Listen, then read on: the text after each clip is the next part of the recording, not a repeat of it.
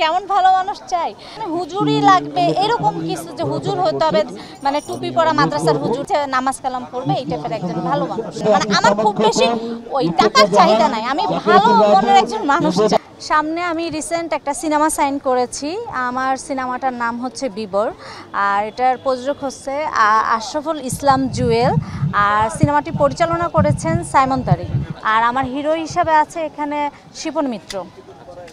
না আসলে ভাইরাল টাইরাল হওয়ার জন্য না, আমি চাই আমার লাইফে ভালো একজন মানুষ আসুক যে শুধু আমাকে নিয়ে থাকুক। সব থেকে বড় বিষয় যে তার সময়টা যেন সে আমাকে দেয়, লয়াল পারসন চাই। এটার জন্য আমি হুজুরই লাগবে এরকম কিছু যে হুজুর হতে হবে, মানে টুপি পরা মাদ্রাসার হুজুর এই টাইপের আমি কিছু বলি নাই, যে নামাজ কালাম পড়বে এই টাইপের একজন ভালো মানুষ।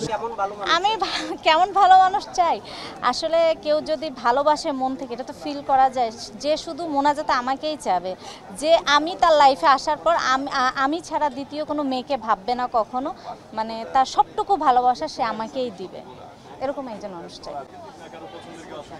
আসলে বিয়ের কথা তো, বিয়ে তো আল্লাহর হাতে, এখন কখন কি হবে এটা তো আল্লাহ জানে, বাট আমার আপাতত কোনো চিন্তা নাই যে আমি এই মুহূর্তে বিয়ে করব কিনা। সামনে আমার সিনেমার কাজ, ভালো ভালো কাজ করি, আপনারা দোয়া করেন, বিয়ে করলে তো হয়েই গেল। আমার যদি এরকম কিছু থাকে, আমার কপালে যদি এরকম কিছু লেখা থাকে যে দেশের বাইরে কোনো ছেলের সাথে বিয়ে হবে, তাহলে হবে, আবার দেশের ভিতরে যদি কোনো ছেলের সাথে লেখা থাকে তাহলে হবে, আল্লাহর ইচ্ছা। আমি এরকম একজন মানুষ চাই যে তার যে খুব বেশি কোটি কোটি টাকা থাকতে হবে এরকম কিছু না। আমি চাই যে খেয়ে পড়ে যেন আমি ভালো থাকি, অ্যাটলিস্ট শান্তিতে থাকি। মানে হয় না যে কোটি টাকা থাকলেও না শান্তিতে থাকা যায় না, সে শান্তিটা পাওয়া যায় না।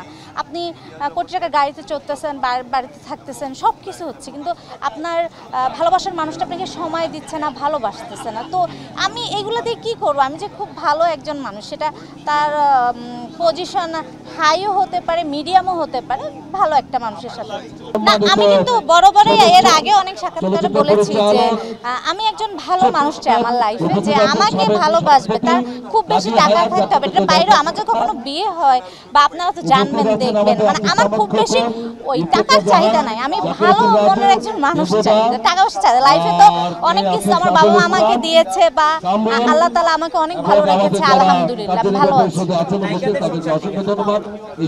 নায়িকাদের সংসার করার জন্য এখন সংসারটা হচ্ছে নিজেদের কাছে। হাজব্যান্ড ওয়াইফ যদি বন্ডিংটা ওরকম না থাকে তাহলে তো অবশ্যই টিকবে না।